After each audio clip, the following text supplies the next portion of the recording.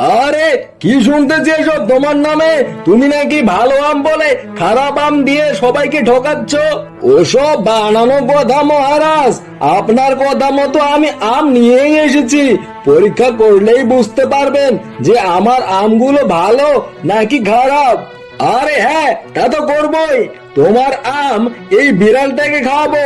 ও যদি ভালো থাকে তাহলে তো ভালোই, আর ওর যদি কিছু হয় এই আম খেতে হবে তোমাকে কিন্তু।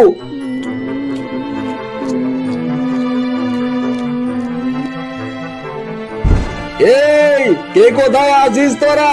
এই বেটা বাঘটাকে মেরে তক্তা বানা, আর ওর লাশটাকে এই বনের দুইটা রাক্ষস ভাই আছে না বানর, ওদেরকে দিয়ে দে।